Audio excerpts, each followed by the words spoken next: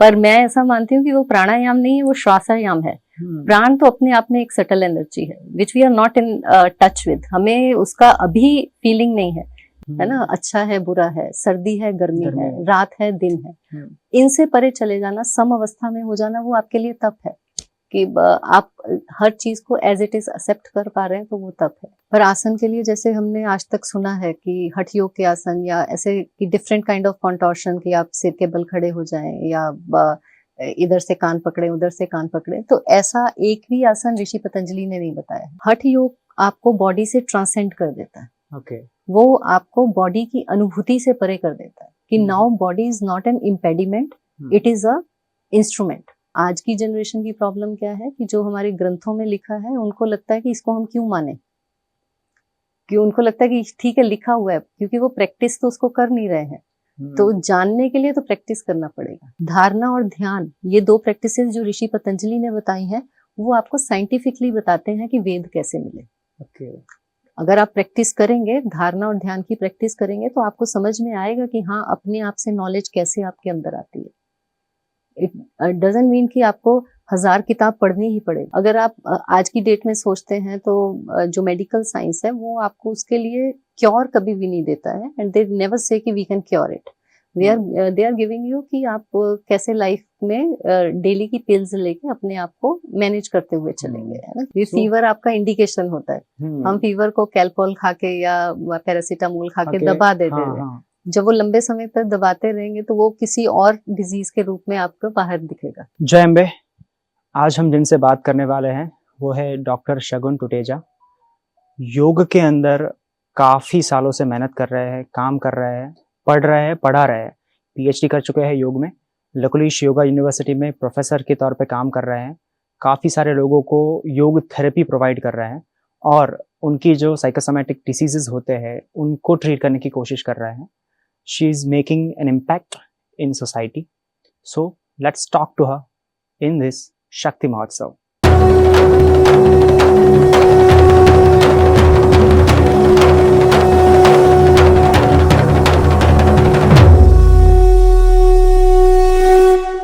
जय मां अम्बे। जय मां अम्बे। कैसी है मैम? बढ़िया, ठीक। शगुन जी, आपका स्वागत है हमारे शक्ति महोत्सव में। शक्ति महोत्सव के अंदर 9 महिलाओं के साथ नवरात्रि के 9 दिन हम अलग अलग बातों पे, अलग अलग विषयों पे चर्चा कर रहे हैं। तो आप स्पेसिफिकली योग में ट्रेंड हैं, राइट? तो हमें थोड़ी आपकी लाइफ जर्नी के बारे में बताइए। कहाँ से शुरू हुआ, क्यों इस पर्टिकुलर सब्जेक्ट में आपने काम करना या पढ़ना शुरू किया? तो आपकी अपनी लाइफ जर्नी जो है उसके बारे में थोड़ा बताइए पहले। Okay, thank you so much for inviting me here. मेरा जर्नी अगर योग के बारे में हम देखें तो जब से मैंने जन्म लिया है, शायद मेरे को मेरे ग्रैंड पेरेंट्स ने पाला, तो एक योग का जो मेन वो होता है कि मंदिर जाना, ये करना सब, तो वो सब पेरेंट्स से ही और ग्रैंड पेरेंट्स से सीखा। और मेरी एजुकेशन जो पहले हुई है वो पंजाब यूनिवर्सिटी से हुआ है, जिसमें मैंने मास्टर्स इन इकोनॉमिक्स किया, बीएड किया। उसके बाद एक लंबा गैप आया, शादी के बाद बच्चे हुए, तो बच्चों को देखना है, तो जॉब या इसके बारे में कभी सोचा नहीं, तो उनको पालन पोषण में टाइम गया। उसके बाद फिर फ्रेंड्स के साथ चलते चलते, वॉक करते करते एक क्वेश्चन आया कि कुछ करना है, तो हमने ऐसे सोचा कि ठीक है एरोबिक्स और ये सब तो सब करते हैं, हम कुछ योग की क्लासेस ज्वाइन करते हैं।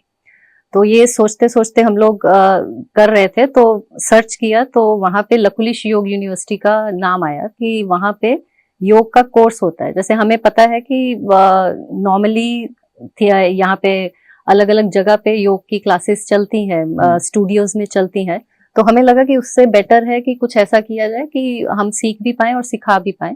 तो ऐसा कुछ करने के लिए तो एक 45 डेज का यहाँ पे कोर्स चलता था लकुलिश योग यूनिवर्सिटी में। तो हमें लगा कि this is the better option, तो हम फ्रेंड्स ने आके यहाँ पे क्वेरी किया और ज्वाइन किया उस 45 डेज के कोर्स को यहाँ पे। तो वो 45 डेज का कोर्स जब किया तो thanks to my teachers at that time, जिन्होंने वो कोर्स करवाया, कि वो क्यूरोसिटी इतनी ज्यादा बढ़ी कि लगा कि ये 45 डेज में तो कुछ पता ही नहीं चला है, हमें उसमें फर्दर जाना चाहिए। Then I did the course of PGDYT, post graduate diploma in therapy, वो भी लकुलिश योग यूनिवर्सिटी से किया। वो पढ़ने के बाद और ज्यादा लगा कि अभी नहीं पता है, तो फिर जैन विश्व भारती से मैंने मास्टर्स किया। ओके। और फिर उसके बाद इसी में पीएचडी करने का भी सोचा, क्योंकि और पीएचडी करने के बाद अभी और लगता है कि कुछ भी नहीं पता है योग के बारे में। तो इस तरीके से वो जर्नी शुरू की थी अपने लिए, अपने आप को जानने के लिए और थोड़ा बहुत कुछ सीखने के लिए। पर योग को आसन की तरह नहीं देख के जब उसकी डेप्थ को देखा तो लगा कि उसके लिए टाइम चाहिए। तो ये एक लाइफ लॉन्ग जर्नी है। तो वो स्टडी तो एक उसका एक पार्ट है कि वो स्टडी में पीएचडी कर लिया है तो ऐसा लगता है कि हाँ बहुत कर लिया, बट ऐसा नहीं है।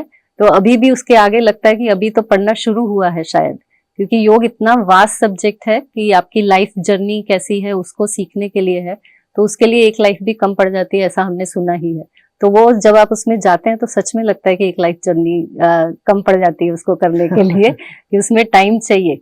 तो मुझे लगभग 10 साल हो गए हैं योग के फील्ड में आए हुए, पढ़ते और पढ़ाते हुए। मैंने जैसे ही यहाँ पे पीजीडीवाईटी किया तब से ही यूनिवर्सिटी ने मुझे कॉल किया, तो मैंने क्लासेस लेना शुरू कर दिया। रिसेंटली मैं बीएससी, एमएससी, पीएचडी सबकी क्लासेस ले रही हूँ। तो उसमें पढ़ने और पढ़ाने दोनों का सिस्टम चालू ही रहता है, इस कॉन्टिन्यूअस जर्नी। ग्रेट। रास्ता पूरा चल रहा है। चल रहा है, अभी स्टार्ट ही हुआ है, ऐसा लग रहा है। रास्ता लंबा है और समय बहुत कम है, योग में हमेशा ऐसा ही लगता है। तो योग की बात चल रही है, तो पहले तो मैं ये पूछना चाहूंगा कि आज योगा बड़ा फेमस है, तो पहले ये बताइए कि योग और योगा इन दोनों में डिफरेंस क्या है? ये क्वेश्चन नॉर्मली आता है और उसके लिए बहुत मिथ्स भी है। मेरा थोड़ा पर्सपेक्टिव शायद आपको सुन के अलग लगेगा। योगा और योग में अगर वैसे डिफरेंस देखें in the time of spellings की, तो ए का डिफरेंस है। तो इंग्लिश में जब जाते हैं ना तो योगा हो जाता है, और हिंदी या संस्कृत में आते हैं तो इट इज योग। तो योग वर्ड भी अपने आप में कंप्लीट नहीं है, योग है ना, पूरा आना चाहिए उसके पीछे। और योगा में ए आ जाता है क्योंकि ऐसा माना जाता है कि हमने अपनी परंपरा को भुला दिया, अपनी संस्कृति को भुला दिया। जब वो अमेरिका गई वहां पे उन्होंने कुछ कॉन्टोर्शंस किए, कुछ अलग अलग तरीके से आसन करके दिखाए और ऐसा बताया कि कुछ रिसर्चेस की और ऐसा बताया कि इसके करने से ये होता है। तो हमारी संस्कृति को जैसे हमने भुला दिया, उसके बाद अमेरिका गई तो अमेरिका से दोबारा वापस आया तो वो योगा हो गया। और योगा का मीनिंग जो लिया जाता है वो हम कैसे लेते हैं कि योग आसन करना, योग आसन को हमने योगा बोल दिया है। तो योग आसन अगर हम देखते हैं तो वो एक छोटा सा पार्ट है योग का। योग अपने आप में अगर आप देखें तो आर्ट ऑफ लिविंग है। आर्ट ऑफ लिविंग जैसे आपने श्री श्री रविशंकर जी का भी सुना होगा, तो मुझे बहुत एप्ट लगता है कि योग जो है वो आर्ट ऑफ लिविंग है कि आपको सुबह से लेके शाम तक, शाम से लेके रात तक और फिर अगली सुबह, मतलब 24 घंटे में एक सेकंड भी ऐसा नहीं होना चाहिए जब आप योग में नहीं है। तो योग जो अपने आप में है वो 1 घंटे की क्लास करके हम बोले कि हम योग कर रहे हैं या हम योगा करते हैं, तो वो मेरे हिसाब से गलत हो जाता है। योग अपने आप में है कि आप लाइफ को कैसे जीते हैं और कैसे जीना चाहिए, वो सिखाता है कि आपने जन्म लिया। हमारे यहाँ पे षोडश संस्कार अगर आपने सुना होगा, तो षोडश संस्कार शुरू हो जाते हैं जैसे ही बेबी का कंसेप्शन होता है, तब से संस्कार शुरू हो जाते हैं और मृत्यु तक संस्कार रहते हैं। दैट मीन्स कि जैसे ही आप बीज रूप में इस धरती पे जन्म लेते हैं तब से योग आपके साथ जुड़ जाता है और मृत्यु तक वो साथ में ही रहता है। और वो आपको एक जर्नी को कैसे जीना है और कैसे उसके पार जाना है उसको सिखाता है। तो केवल आसन कर लेना, आसन एक बहुत अच्छा पार्ट है योग का। हम कैसे योगांग, अष्टांग योग अगर आप लोगों ने सुना होगा नाम, कि ऋषि पतंजलि ने हमें अष्टांग योग दिया, ऐसे फेमस है। तो ऋषि पतंजलि को हम बाबा रामदेव की वजह से ज्यादा जानते हैं और ऐसे कम जानते हैं कि ऋषि पतंजलि ने ही योग को एक क्रमबद्ध तरीके से, एक साइंटिफिक तरीके से, क्योंकि योग तो हमारे वेदों में लिखा हुआ है और वेद कोई आज के लिखे हुए नहीं है या किसी के द्वारा नहीं लिखे गए हैं, वो अपरुषीय है, मतलब वो मैन मेड नहीं है। वो तो उन्होंने जो ज्ञान अपनी साधना में लिया उसको लिखा, तो वहां पे योग तब से हमें देखने के लिए मिलता है। और वो चलते चलते ऋषि पतंजलि को जब लगा कि योग आम जनता तक पहुंचना चाहिए या वैसा, तो उन्होंने वो सारी जगह से उसको कंपाइल करके एक ग्रंथ में डाल दिया जिसको हम पतंजल योग सूत्र बोलते हैं। और उसमें उन्होंने एक बहुत अच्छा क्रम दिया है योग का, जिसको हम अष्टांग योग बोलते हैं। अष्टांग का मतलब 8 अंग। जैसे मैं अगर कंप्लीट अपने आप को मानूं तो 2 हाथ, 2 पैर, 2 आंख, 2 नाक, ये मेरे अंग हैं। इसमें से एक भी कम होगा तो मेरी बॉडी पूरी नहीं है। ऐसे ही योग में अगर आपके 8 अंगों में से कोई भी अंग आप छोड़ देते हैं तो योग कंप्लीट नहीं है। तो आज के जो सिनेरियो है उसमें क्या है कि आसन को लेके ही हम योग मान रहे हैं, आसन या फिर थोड़ा बहुत ब्रीदिंग एक्सरसाइज कर लें। प्राणायाम हो गया, क्योंकि प्राणायाम भी अपने आप में इतनी सटल प्रैक्टिस है कि उसको हम जान नहीं सकते हैं। हम जो कर रहे हैं, मैं अपने स्टूडेंट्स को भी हमेशा बोलती हूँ, तो उनको भी ऐसा लगता है कि मैम ऐसा क्यों बोल रहे हैं कि हमारा, क्योंकि फेमस क्या है कि प्राणायाम, पर मैं ऐसा मानती हूँ कि वो प्राणायाम नहीं है, वो श्वासायाम है। प्राण तो अपने आप में एक सटल एनर्जी है which we are not in touch with, हमें उसका अभी फीलिंग नहीं है। जैसे जैसे आप साधना में आगे बढ़ते हैं या आप अपनी प्रैक्टिसेस में आगे बढ़ते हैं, then you come to know about your own breath. आपको अपनी ब्रेथ के बारे में पहले तो पता चलता है कि श्वास कहाँ जा रहा है, कैसे जा रहा है, धीरे धीरे कि हाँ मेरे में प्राण शक्ति है या नहीं है, या प्राण कहाँ है। वो जैसे जैसे आप प्रैक्टिसेस करते हैं तब कहीं जाके थोड़ा सा प्राण का एक ग्लिम्प्स मिलता है, और उसका आयाम करना कोई आसान काम नहीं है। बट हाँ, प्राणायाम नाम क्योंकि हमारे पास है तो हम उसको प्राणायाम बोल देते, बट अगर एग्जैक्टली माना जाए तो मेरे हिसाब से वो श्वासायाम है, कि हमने अपनी श्वासों को, जो एक इनवॉलेंट्री प्रोसेस है नॉर्मली, बट एक ब्रीदिंग ही ऐसा है जो इनवॉलेंट्री और वॉलेंट्री दोनों तरीके से काम कर सकता है। कि अभी हम बैठे हैं, हमें नहीं पता है, बट श्वास आ जा रही है, एक भी श्वास छूटेगी तो शायद हम बोलने के लायक नहीं है, तो वो श्वास छूटती नहीं, वो इनवॉलेंटरी चलती ही रहती है। बट योग में उसी इनवॉलेंटरी को हम वॉलेंटरी करके अपने आयाम को एक अलग लेवल पे लेके जा सकते। जिस कॉन्शियस के लेवल पे आज हम हैं, उस कॉन्शियस के लेवल से आगे अपने आप को बढ़ाना, दैट इज प्राणायाम। कि मतलब प्राण के आयाम को बढ़ाना। आपका जो प्राण अभी आप लेके आए हैं, सब में अलग अलग प्राण है, सबकी अलग अलग शक्ति है। पशु पक्षियों में प्राण का लेवल अलग है, पेड़ पौधों में प्राण का लेवल अलग है, मनुष्यों में प्राण का लेवल अलग है, और अलग अलग मनुष्य में प्राण का लेवल अलग है। हर मनुष्य में अपनी अपनी प्राण शक्ति है। कोई 80 साल का होके 20 साल के बच्चे से ज्यादा अच्छा काम कर सकता है। उसकी बॉडी तो 80 साल की है तो उसे हम बोलेंगे बूढ़ा, बट उसका अगर प्राण प्रबल है तो 20 साल से ज्यादा अच्छा काम कर सकता है।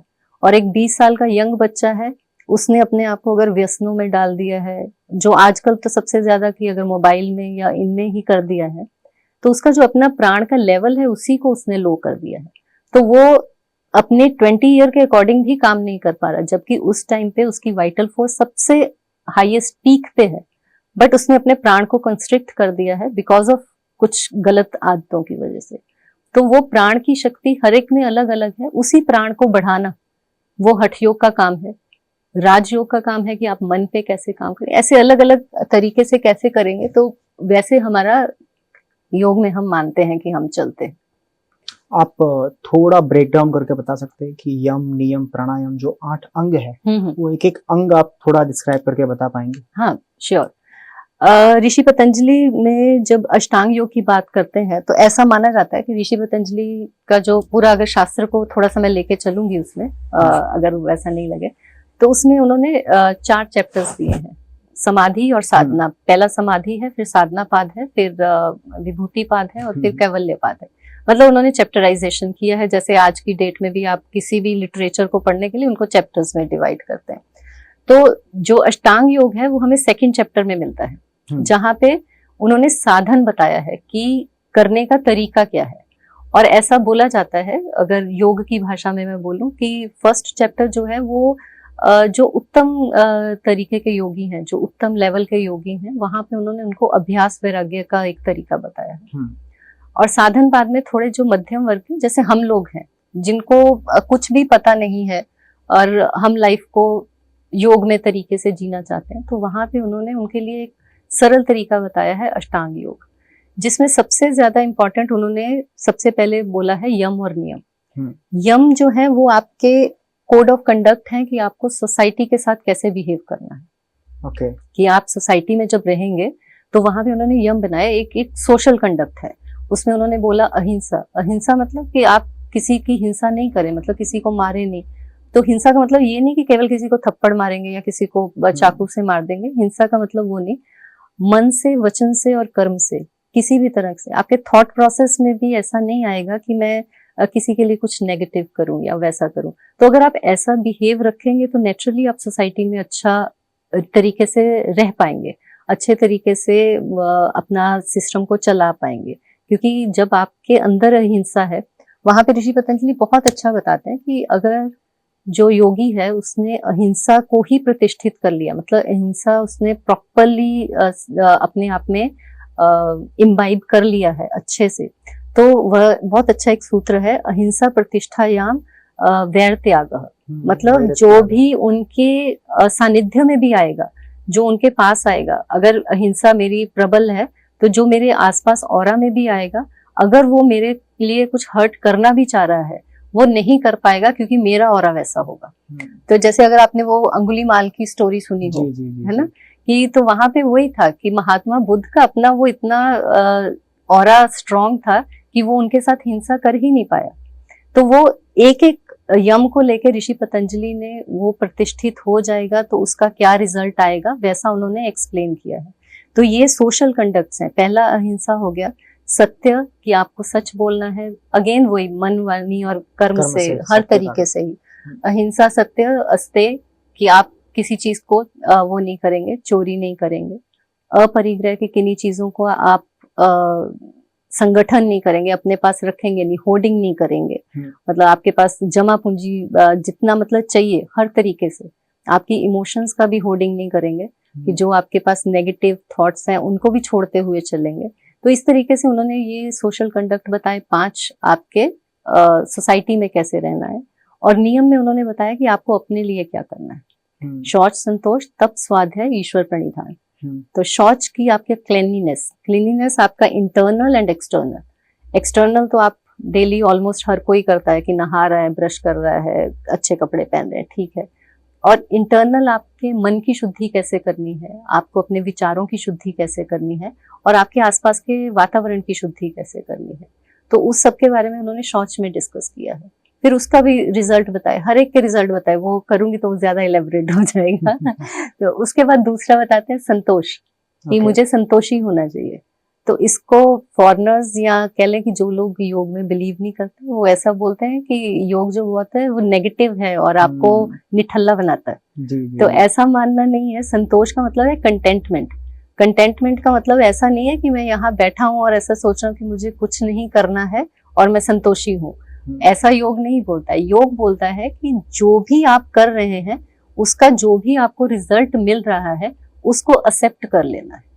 मतलब जो भी आप कर्म करें, जैसे निष्काम कर्म की बात एक तरीके से संतोष के उसमें उन्होंने की है कि आपको जो भी मिला है, आपको जैसा शरीर मिला है, आपको जैसा परिवार मिला है, आपको जैसा व्यवसाय आपने चूज किया है, उसमें आप जो कर रहे हैं उसके बाद रिजल्ट क्या मिलता है वो आपके हाथ में नहीं है। तो आप उसको एज इट इज एक्सेप्ट कर लें और संतोषी लाइफ जिए। पर उसका मतलब ऐसा कहीं भी नहीं उन्होंने बोला है कि आप कर्म ना करें।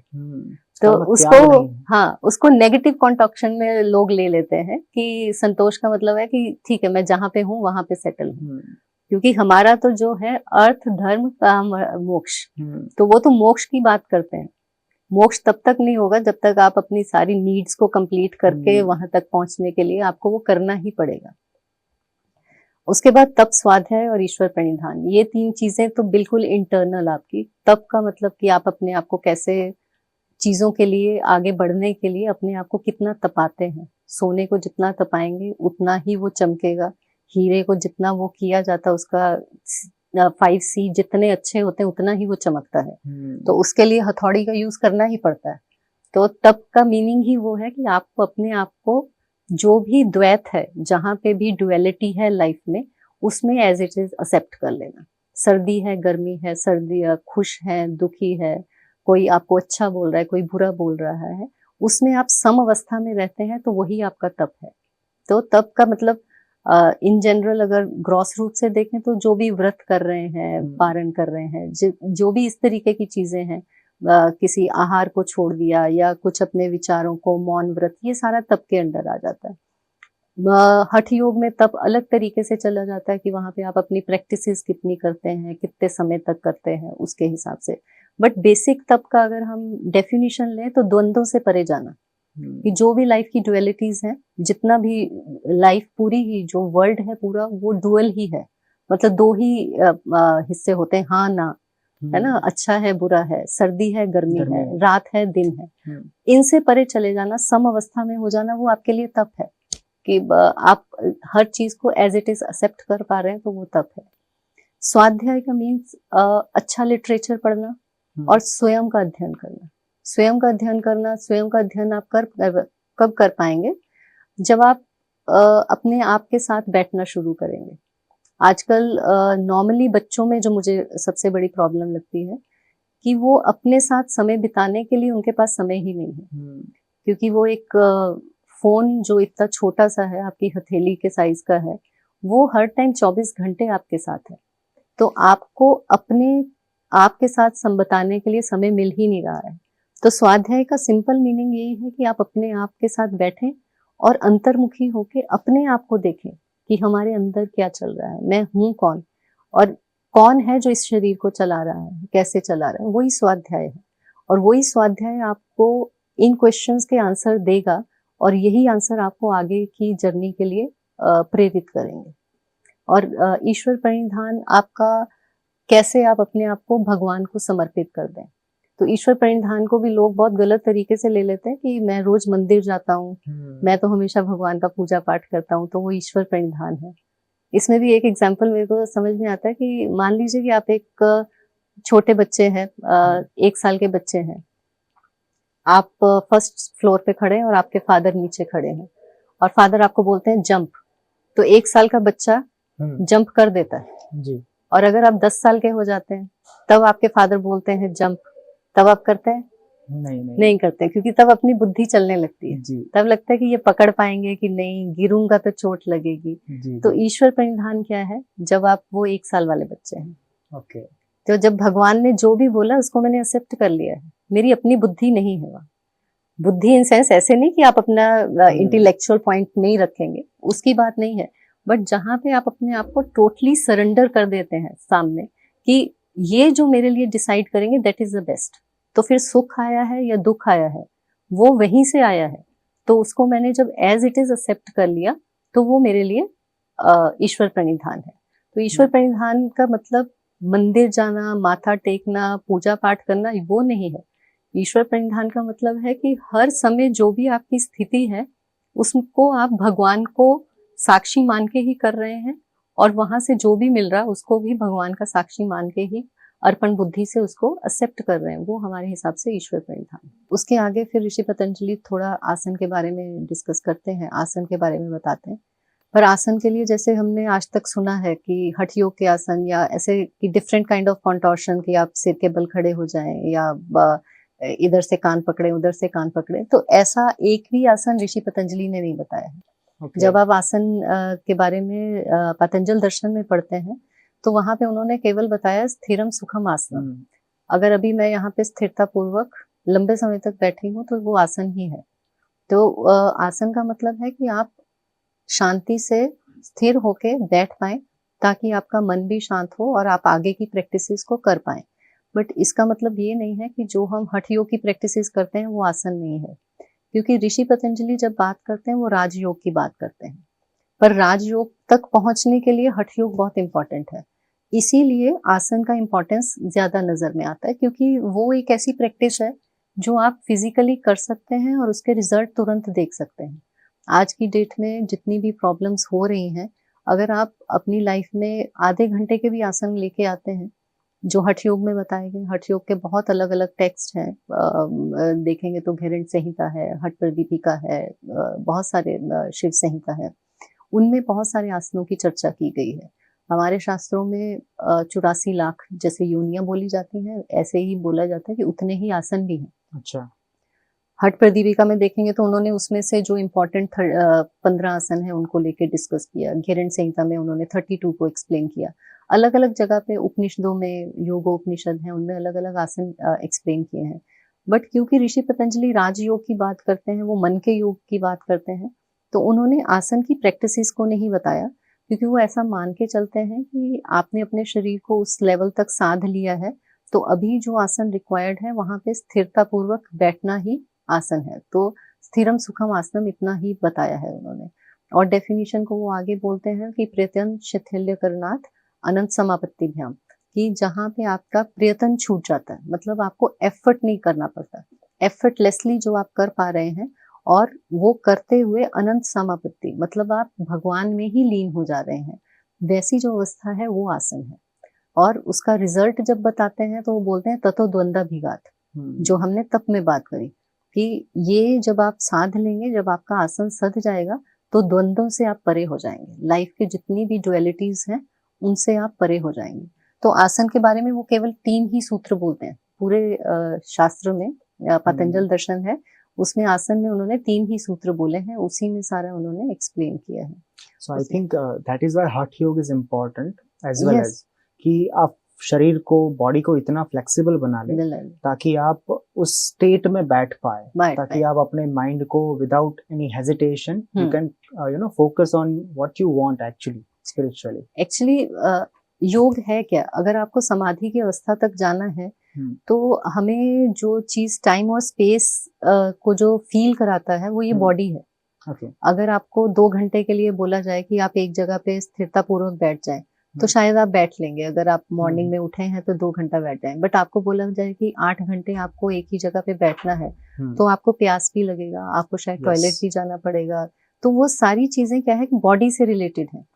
हठ योग आपको बॉडी से ट्रांसेंड कर देता है। वो आपको बॉडी की अनुभूति से परे कर देता है कि now body is not an impediment, it is a instrument.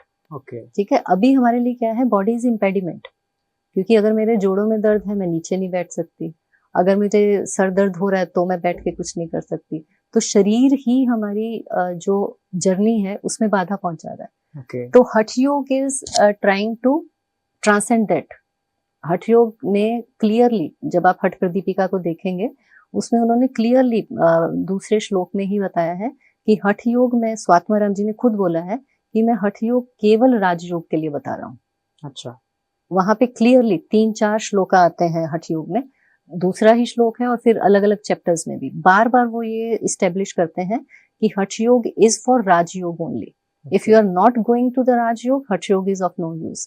और अगर आपको डायरेक्ट आप बोले राजयोग कर लेंगे तो वो पॉसिबल नहीं है, बिकॉज शरीर को तो आपको ट्रांसेंड करना ही पड़ेगा, आपको शरीर की अनुभूति से परे जाना ही पड़ेगा, तभी आप वो हायर प्रैक्टिसेस कर पाएंगे।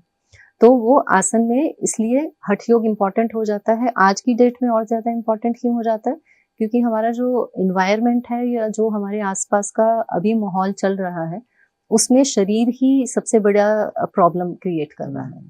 तो उसको करने के लिए, उसको ठीक रखने के लिए एटलीस्ट आसन से तो शुरू करें। तो इस हिसाब से अगर योग स्टूडियो भी चल रहे हैं, मुझे लग रहा है कि अगर वो आसन को ठीक तरीके से करा रहे हैं तो वो कहीं ना कहीं पर्पस तो हल कर रहे हैं।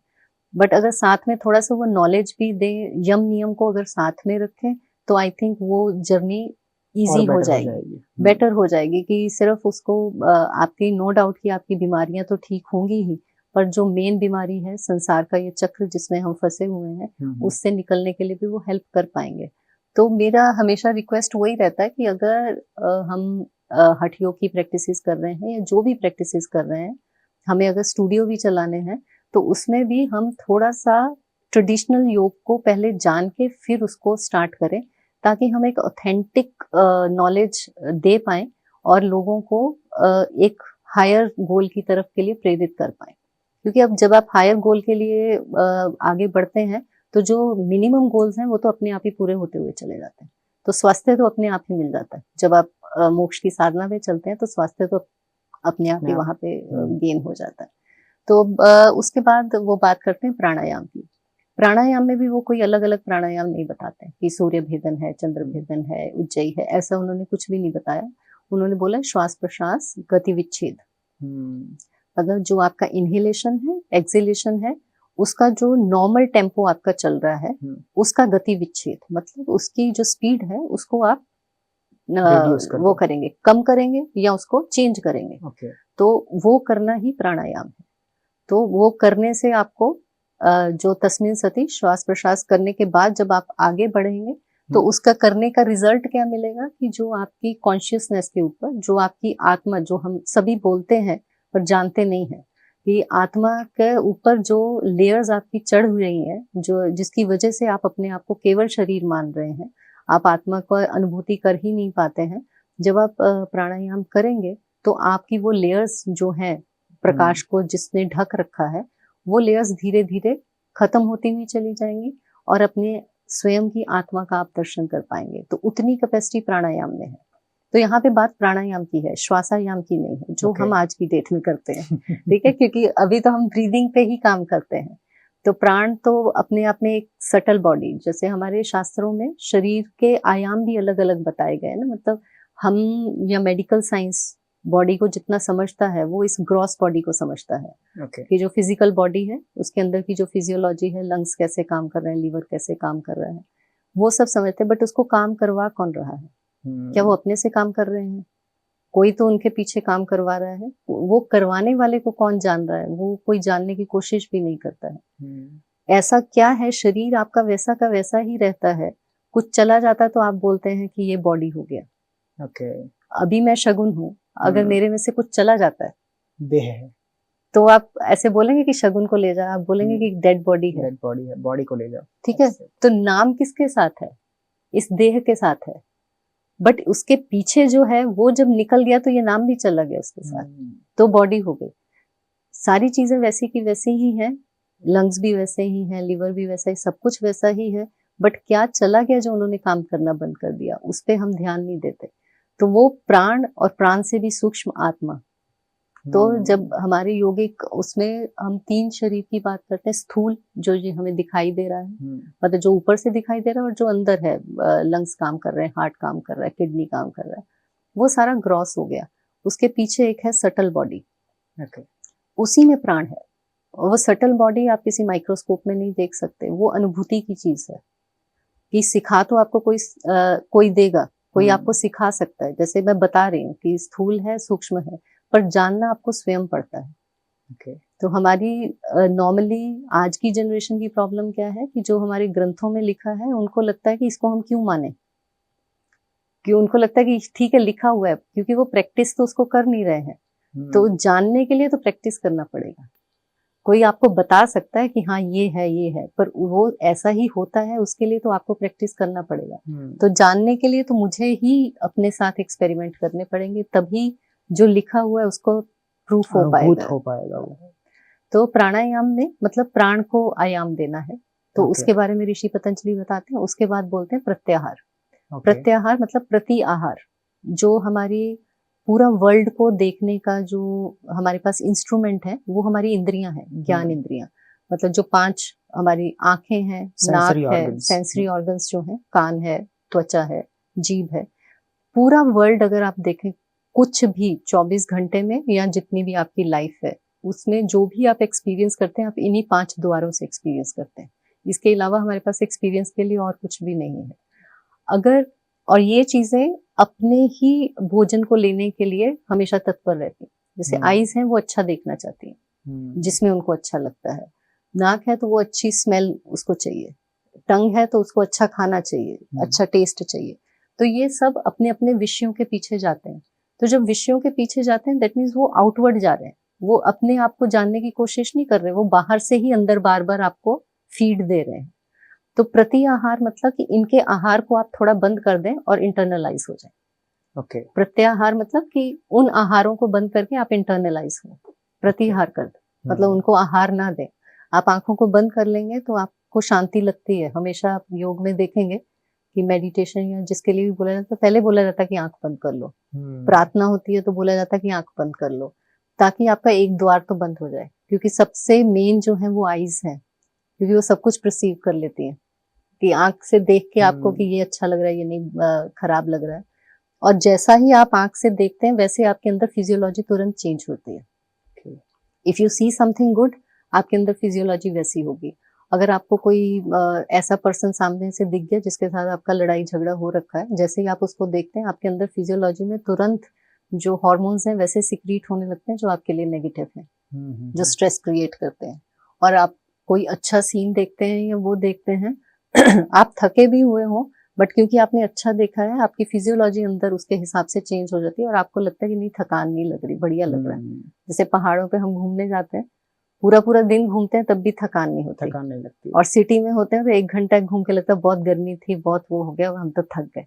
तो वो जैसे आप अपनी इंद्रियों को अपने बस में ले आएंगे, तो प्रत्याहार का मतलब सिंपल यही है कि अपनी इंद्रियों को थोड़ा सा अपने कंट्रोल में रखना, कि वो जो डिमांड कर रही है उनको वो नहीं देना है, आपकी अपनी बुद्धि से उनके लिए क्या रिक्वायर्ड है वो देना है।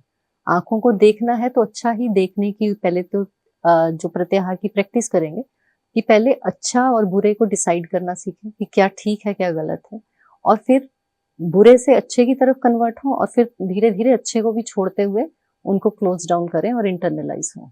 तो दैट इज प्रत्याहार। और उसके बाद के जो 3 हैं वो कॉम्बिनेशन में ही चलते हैं, धारणा, ध्यान एंड समाधि। समाधि, ओके। ठीक है, तो धारणा है कि आपका किसी एक चीज पे फोकस करना, कोई भी एक देशबंध चित्तस्य धारणा, ऐसा करके ऋषि पतंजलि ने बोला है कि किसी एक देश का मतलब यहाँ पे वो ले रहे हैं कि कोई भी एक ऑब्जेक्ट, जैसे मान लीजिए कि मैं इस कप को धारणा का अपना पॉइंट बनाती हूँ, तो 15-20 मिनट के लिए मैं इस पे फोकस करके रखती हूँ और कुछ भी आसपास का नहीं देखती हूँ, पूरा ध्यान इसी पे रखती हूँ। तो धीरे धीरे उसकी नॉलेज मेरे में आने लगेगी। जब वो प्रैक्टिस लंबे समय तक चलती जाएगी तो उसके बारे में नॉलेज आने लगेगी और मन एक आपका एकाग्र हो जाएगा, एक पॉइंट पे आ जाएगा। अभी मन क्या है कि 10 जगह भाग रहा है, कि ये भी सोच रहा है, वो भी सोच रहा है। जब आपने धारणा स्टार्ट कर दी तो एक ऑब्जेक्ट पे वो फोकस हो गया। तो जब आप फोकस हो जाते हैं तो आपकी एनर्जी बढ़ जाती है। जैसे सन इतनी एनर्जी आपको देता है, पर अगर सन को आप कंसंट्रेट करके एक जगह पे डालते हैं तो आपने देखा होगा कि वो पेपर भी जल जाता है। तो कंसंट्रेशन की वो पावर है। अभी मेरा माइंड है वो स्कैटर्ड है, जब मैं उसको धारणा करके एक पॉइंट पे फोकस कर दूंगा तो मेरे मन की जो कैपेसिटी है वो बढ़ जाएगी। तो धारणा is the first step in the internal practices. उसके बाद ध्यान। ध्यान कोई करवा नहीं सकता। इंग्लिश में मेडिटेशन वर्ड बहुत शैलो हो जाता है, बट वो यूज होता है ध्यान के लिए ही। और जब आप उसको ट्रांसलेट करते हैं तो मेडिटेशन का मीनिंग आता है ध्यान। बट ध्यान ऐसा नहीं है कि मेडिटेशन केवल एक वर्ड। हमारे शास्त्रों में ध्यान के असंख्य तरीके बताए गए, मतलब असंख्य तरीके से, क्योंकि वो अपने आप होता है। वो कोई करवाने वाली कि आपको बिठा के मेडिटेशन हॉल में बिठा के हम मेडिटेशन कराएंगे तो ध्यान हो जाएगा, ऐसा नहीं है। वो हो सकता है कि उस टाइम आप आंखें बंद करके बैठे हैं बट आपके अंदर पता नहीं हजारों विचार चल रहे हैं। और ध्यान हो सकता है कि एक पर्सन खुली आंख बैठा है बट वो ध्यान में है। तो दिस इज अ पॉसिबिलिटी। मैं ऐसा नहीं कह रही कि ऐसा हो जाएगा, बट जो पहुंचे हुए योगी हैं जो वो करते हैं वो समाज में अपना काम करते हुए भी ध्यानस्थ होते हैं, और हम लोग आंखें बंद करके भी स्कैटर्ड होते हैं। तो ध्यान अपने आप से होने वाली चीज है। जब आपने कंसंट्रेशन सीख लिया तो कभी ना कभी ऐसा मौका आएगा जब आप ध्यान में चले जाएंगे। तो ध्यान वैसी अवस्था है जहां पे फिर और कुछ नहीं रह जाता, फिर आप वही हो जाते हो जिसको आप ध्यान कर रहे हो। तो वो चीज आपके सामने मैनिफेस्ट हो जाती है। These two sutras are very very you can say, मेरे को बहुत अच्छे लगते हैं, क्योंकि ये आपको टोटली एक सेट माइंडसेट बताते हैं कि जो हम वेदों की बात करते हैं कि वेद कैसे मिले। तो धारणा और ध्यान, ये 2 प्रैक्टिसेस जो ऋषि पतंजलि ने बताई हैं, वो आपको साइंटिफिकली बताते हैं कि वेद कैसे मिले। अगर आप प्रैक्टिस करेंगे, धारणा और ध्यान की प्रैक्टिस करेंगे, तो आपको समझ में आएगा कि हाँ, अपने आप से नॉलेज कैसे आपके अंदर आती है। इट डजंट मीन कि आपको 1000 किताब पढ़नी ही पड़ेगी। जैसे स्वामी विवेकानंद का शायद आपने सुना होगा कि वो हाथ में ऐसे किताब लेते थे, 2 मिनट ऐसे देखते थे और वो बता देते थे कि उसके अंदर क्या है। वो 2 मिनट के ध्यान में, वो जो आप 4 महीने में किताब पढ़ेंगे, वो 2 मिनट के ध्यान में उसको कंप्लीटली बता देते थे। ये उनकी जीवनियों में लिखा हुआ है, स्वामी विवेकानंद की। तो ध्यान की वो कैपेसिटी है, और ये दोनों सूत्र हमें बताते हैं कि वेद इसी तरीके से हमारे पास है। कि हमारे ऋषि मुनि जो थे, उनका धारणा, ध्यान और समाधि इतनी प्रबल थी कि वो सारा जो नॉलेज ब्रह्मांड में बिखरा हुआ पड़ा है वो उनके सामने प्रकट हुआ, और उन्होंने उसको वर्बली फिर अपने स्टूडेंट्स को बताया, स्टूडेंट्स ने आगे बताया, और फिर कभी जाके वो लिपिबद्ध होके हमारे पास आया। तो वो ये 2 सूत्र इसलिए मुझे बहुत ज्यादा पसंद आते हैं पतंजल दर्शन में, कि ये हमें एक ग्लिम्प्स देते हैं कि हाँ, हमारी नॉलेज हमारे तक आई कैसे, जिसको हम हमेशा निगेट करना चाहते हैं कि ऐसे ही बोल देते हैं वेदों में ऐसा क्या है वो क्या है। तो ये ऐसे आया है, ये साइंटिफिक है। बट हाँ ठीक है कि अभी हम उसको लेबोरेटरी में प्रूव नहीं कर पाएंगे, बट फिर भी कि ये एक तरीका है जो ऋषि पतंजलि ने बताया। और समाधि ध्यान के बाद आप समाधि में वो ध्यान कन्वर्ट हो जाता है। Okay. समाधि जहाँ पे आप सम आधि, सम प्लस आधि, आधि मतलब मन, सम मतलब जहाँ वो इक्वेनिमस हो गया, जहाँ पे वो समता की लेवल में आ गया, जहाँ पे वो बैलेंस्ड है। और वहां पे अब स्थिति जो है समता की स्थिति है, तब आप अपने आप को यूनिवर्स के साथ कनेक्टेड है, तब आपके पास वो सब है जो नॉलेज चाहिए। तो ये 8 अंग ऋषि पतंजलि ने बताए हैं। तो ये 8 अंग ऐसे नहीं है कि पहले मेरे यम कंप्लीट होंगे, फिर नियम कंप्लीट होंगे, फिर मैं आसन पे, ऐसा नहीं है। 8 के 8 एक साथ। जो पहले के 4-5 हैं वो आपकी, क्योंकि फिजिकल प्रैक्टिसेस हैं सारी, यम नियम आपको करना है। इसीलिए मैंने बोला कि जो योग है वो 24 घंटे की प्रैक्टिस है, वो 1 घंटे की प्रैक्टिस नहीं है। रेगुलर मतलब हर चीज आपके योग में होनी चाहिए। आपका जीवन दर्शन योग में होना चाहिए कि मैं अहिंसा नहीं करूंगा, मैं झूठ नहीं बोलूंगा, मैं चीजों का संग्रह नहीं करूंगा। ये सारी चीजें तो आपके डेली बेसिस पे ना, हर चीज पे ही है। तो 24 घंटे हमें योग में होना है, तभी योग सही योग है। अदरवाइज हाँ ठीक है, फिजिकल से स्टार्ट करें और फिर धीरे धीरे उस लेवल तक पहुंचे। तरीका कोई भी हो सकता है, किसी भी तरीके से। हमारे यहाँ पे हजारों तरीके की चीजें बताई गई हैं, क्योंकि हमारे ऋषि मुनि ये समझते थे कि हर कोई एक जैसा नहीं होता है। तो उन्होंने हर तरीके का वो बताया है कि इस ऐसे करना है तो ऐसे कर लो। ऋषि पतंजलि ने बहुत अच्छा बताया है फर्स्ट चैप्टर में, यथावित ध्यानाद्वा, कि जिसकी जैसी सोच हो वैसा ध्यान कर ले। उन्होंने ऐसे कैटेगराइज नहीं किया कि ये, पहले उन्होंने बहुत सारे बताए कि ऐसे कर लो, ऐसे कर लो, ऐसे कर लो। लास्ट में उन्होंने बोला कि जैसी इच्छा है, जिसका जैसा नेचर है वैसा कर ले, बट करे। इम्पोर्टेंट ये है कि आप करें, कि वो करने के लिए स्टार्ट ऑफ करें। स्टार्ट ऑफ करेंगे, अपने आप योग के रिजल्ट आपको आगे के लिए प्रमोट करेंगे कि आपको क्या करना है। ओके, सो जो आपने बताया उसको मुझे रॉ फॉर्म में अगर बोलना है, so I was listening to this person, he is a yogi, Dandapani ji. So वो इसी चीज को उस तरह से डिस्क्राइब कर रहे थे, when we close our eyes we can not see, it is blank, it is black actually, right. तो जिस तरह से हमारी कॉन्शियसनेस ज्यादा बढ़ती है, तो उस तरह से वहां पर प्रकाश जो शुरू होता है, वो चित्त शुरू होता है, चैतन्य शुरू होता है, and then we can enjoy that bliss. So getting to that bliss is what the purpose of human life is. Through these 8 limbs of yoga. Okay, fine. This is great talking to you. पता नहीं, but you have any calming energy. एक बहुत ही calm, शांत energy है आपकी. It is great actually. Talking to you is really great. Thank you. Okay. So moving further, योग जो है वो काफी सारे साइकोसोमैटिक डिसीजेस को भी क्योर करने के लिए आजकल प्रैक्टिस हो रहा है। सो let's talk about psychosomatic diseases first, कि डिसीजेस ऐसे क्या होते हैं और उसको क्योर करने के लिए योग किस तरह से काम करता है। Just explain that. कॉन्सेप्ट बहुत बड़ा है, मैं उसको थोड़ा शॉर्ट करके बताने की कोशिश करती हूँ। Psychosomatic, psycho means related to mind, somatic means related to your somata, means to physical. ठीक है, तो मन और अंग, ये दोनों को मिलके जो बीमारी हो रही है वो साइकोसोमैटिक डिजीज है। जिसमें आजकल जो फेमस साइकोसोमैटिक डिजीज है, फेमस मैं इसलिए बोलती हूँ क्योंकि वो एक स्टेटस सिंबल भी हो गया है कि 25-30 की एज के बाद की ओके मेरे को तो डायबिटीज है, हाँ मेरे को तो हाइपरटेंशन है, this are the good names to speak around. हाँ, तो वो ऐसा हो गया कि अच्छा तुम्हारा हाइपरटेंशन की कितनी गोली के ले रहे हो, तो वो एक स्टेटस सिंबल जैसा भी हो गया है आजकल की एज में। और कुछ को ऐसे लगता है कि होने के बाद भी वो लोग रिलक्टेंट रहते हैं कि नहीं मैं ठीक हूँ, मेरे को कुछ नहीं हुआ है। तो ये 2 तरीके की हमारे पास कैटेगरीज होती हैं। तो साइकोसोमैटिकली बेसिकली मन और शरीर को मिलके है। इसके लिए अगर आप आज की डेट में सोचते हैं तो जो मेडिकल साइंस है वो आपको उसके लिए क्योर कभी भी नहीं देता है, एंड दे नेवर से कि we can cure it. They are giving you कि आप कैसे लाइफ में डेली की पिल्स लेके अपने आप को मैनेज करते हुए चलेंगे, है ना, कि आपका मैनेजिंग रहेगा। हाँ, कि ठीक है कि आपका अगर ब्लड प्रेशर 160 है, आप गोली खा रहे हैं तो 80-120, again this come down to the averages, है ना।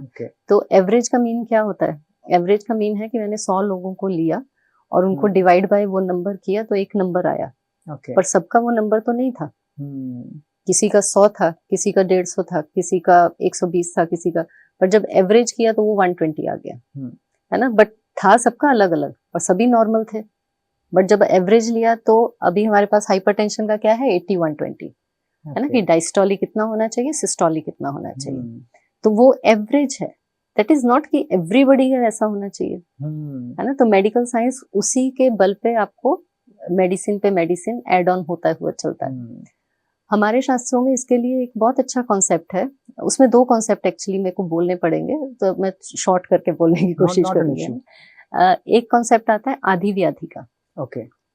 भगवान श्री राम, ये योग वशिष्ठ, लघु योग वशिष्ठ में ये कॉन्सेप्ट आता है, आधि और व्याधि। आधि मीन्स मन से, व्याधि मीन्स शरीर से, शरीर पे जो हो गया, शरीर की बीमारी, वो व्याधि हो गई, और आधि मन हो गया। तो वहां पे श्री राम, जैसे भगवान श्री कृष्ण का सबने सुना हुआ है कि अर्जुन और कृष्ण के बीच में संवाद हुआ कि कृष्ण जी ने उनको काउंसिल किया, वो सब हमने सुना हुआ है, पर भगवान राम का ये बहुत कम लोग जानते हैं। ओके। तो भगवान राम भी जब 16-17 की एज के थे तो उनमें भी वो एक डिप्रेसिव मोड आया, जब उन्होंने सब कुछ ऐसे त्याग किया कि मुझे खाना पीना नहीं खाना है और मुझे ये राजपाट ये सब नहीं अच्छा लगता है। तो उनके पिता ने ऋषि वशिष्ठ, क्योंकि वो उनके गुरु थे, तो उनसे बोला कि आप राम से बात करिए कि वो मतलब ठीक नहीं लग रहा है ना, कि उसकी स्टेट ऑफ माइंड ठीक नहीं लग रही है। वहां पे ये कॉन्सेप्ट आदि व्याधि का आता है, जो आज की साइकोसोमेटिक डिजीजेस को बहुत अच्छे से एक्सप्लेन करता है। कि जब वो भगवान राम ऋषि वशिष्ठ से क्वेश्चन करते हैं कि रोग क्यों होता है, रोग का कारण क्या है, तब ऋषि वशिष्ठ वहां पे आदि व्याधि का कॉन्सेप्ट बताते हैं कि जो आदि है वो मन से लेके है, और व्याधि जो है वो, हर व्याधि जो है वो एक्चुअली मन से ही आती है। पहले कोई भी डिजीज जो है वो आपके मन के अंदर ही मैनिफेस्ट होती है, और फिर धीरे धीरे जब आप उस पर काम नहीं करते हैं तो वो धीरे धीरे बढ़ के फिर आपके शरीर पे मैनिफेस्ट होके आपको दिखाई देती है। तो वो बोलते हैं जो आदि है वो 2 तरीके की है, सरा और सामान्य। सरा का मीन्स वो क्या बताते हैं कि जो जन्मजात वो सबके साथ है, कि आपको जन्मों जन्म लेने पड़ेंगे, मतलब बार बार आपके जन्म होते रहेंगे, आप जन्म लेंगे, फिर मृत्यु होगी, तो वो संसार का वो है। तो उसका तो एक ही क्योर है कि आप साधना करें, आप साधना करें और मोक्ष की प्राप्ति करें, वही उसका एक सोल्यूशन है। तो जैसे हम सरा और सामान्य 2 बात करते हैं जब हम उसको देखते हैं, तो सरा जो जीवन मृत्यु का चक्र है वो, और सामान्य जो नॉर्मल बीमारियां होती हैं, उसको फिर हम आगे जो ऋषि वशिष्ठ हैं वो 2 कैटेगरी में बोलते हैं, आधिजा व्याधि और अनाधिजा व्याधि। ओके। आधिजा जो आपके मन से आई है, और अनाधिजा जो बाहर से आई है, बैक्टीरिया हो गया, वायरस हो गया, या कुछ एक्सीडेंट हो गया, या किसी ने बाइट कर दिया, तो वो चीजें हमारे कंट्रोल में नहीं है, वो बाहर से आई हैं, उसके लिए हमें मेडिकल सपोर्ट जो है वो चाहिए ही। बट जब हम आधिजा व्याधि की बात करते हैं, वो हमारे मन से ही आई है, वो बीमारी मन ने ही बनाई है। तो अगर हम मन के लेवल पे ही अपने आप को मैनेज कर लें तो वो मैनिफेस्ट नहीं होगी।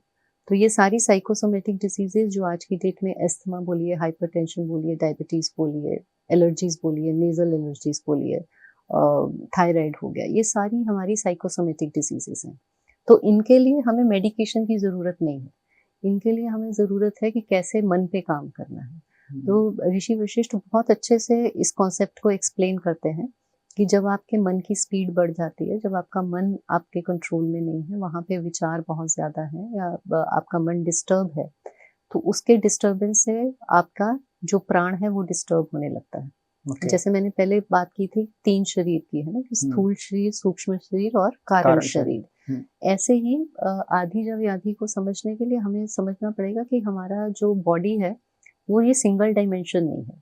हमने 3D देखा है, 4D देखा है, बट जो हमारी बॉडी है वो 5 डायमेंशनल है। उसमें पहला आपका आता है अन्नमय कोश। अन्नमय कोश जो ये दिखाई दे रहा है, प्राणमय कोश जो इसके पीछे की एनर्जी है, मन जो उसको चलाने वाला है, मन से ही प्राण चलेगा, और उसके आगे जो है विज्ञान में, मतलब मन तो संकल्प विकल्प करता है कि ये अच्छा लग रहा है, ये नहीं अच्छा लग रहा है, पर विज्ञान में कोश है जो हमारी बुद्धि है, जो हमेशा उनके राइट lecture डिसीजन ही लेती है। हम्म, तो वो एक डायमेंशन है हमारी, वही हमें डायमेंशन बाकी एनिमल जगत से अलग बनाती है। ओके क्योंकि बाकी सब जो है वो जो प्रकृति ने बना के भेजा है वो हमेशा वैसे ही रहने वाले हैं। उन्होंने डॉग की तरह जन्म लिया है तो डॉग की तरह ही खत्म होंगे।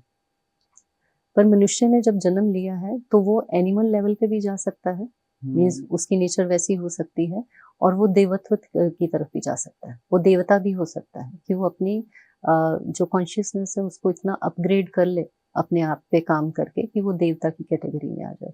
तो ये पॉसिबिलिटी केवल मनुष्य के पास है, और वो पॉसिबिलिटी किससे है? क्योंकि उसके पास बुद्धि है, डिसाइसिव कैपेसिटी है, जहाँ पे डिसीजन हमेशा राइट ही होता है, गलत नहीं होता है।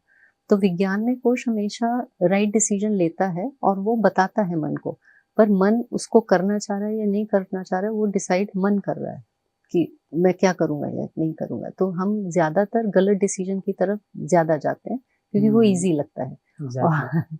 और जो थोड़े अच्छे डिसीजन हैं उनमें क्योंकि मेहनत लगती है तो उसकी तरफ को कम जाते हैं। और उसके आगे का जो लेयर है वो है आनंदमय कोश। आनंदमय कोश जो आपकी आत्मा के क्लोजेस्ट है।